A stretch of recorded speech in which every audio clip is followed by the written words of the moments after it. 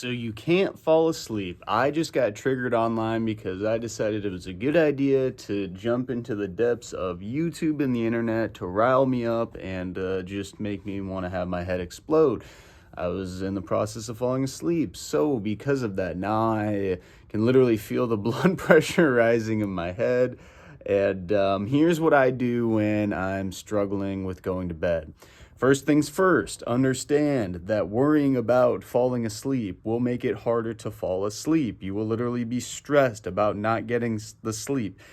So you are actually projecting how you think you will feel tomorrow into the present moment. So you're not actually doomed to a bad night's sleep. You just think you're going to have a bad night's sleep, which will then make you wake up really groggy the next day, which will then make you have a worse day at work, which will then maybe make you have an argument with your spouse who you've already been struggling with because you haven't slept well the last few nights.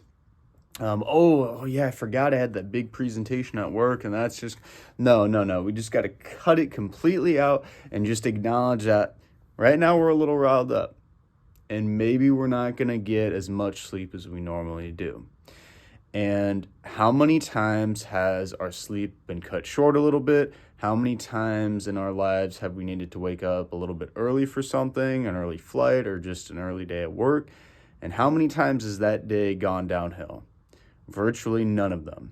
It's usually your anxiety about what might happen is what actually makes it worse. So for myself right now, I'm going to go upstairs. I'm going to get a little bit of water with like an electrolyte drink. It's kind of like a stress reducing thing. Again, you don't need to do this. You can go take a walk. You can just sit in your bed and listen to some good music, but disconnecting from whatever made you frustrated is by far the biggest thing. So I'm not going to look online the rest of the night. I'm going to post this video, optimize it for you guys, but after that, I'm probably going to listen to some music and just zone out and do my best to fall asleep.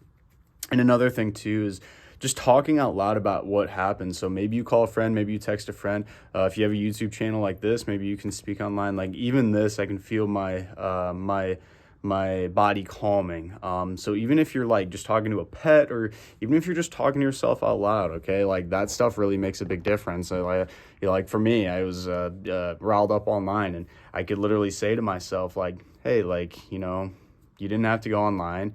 You riled yourself up. You literally chose to do those things, and at any point you could have shut down the phone. And it's like, oh yeah, I totally could have.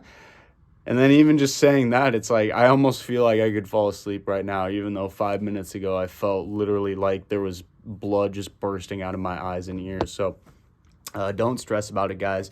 And when you wake up, if you do feel bad, again, don't project it into the day. Remember, it's one night of sleep. You can get it back the next night. And if you're in a situation where you have the day off, take a nap. Take a nap as long as you need. Get back as much sleep as you can, guys. It really is that simple.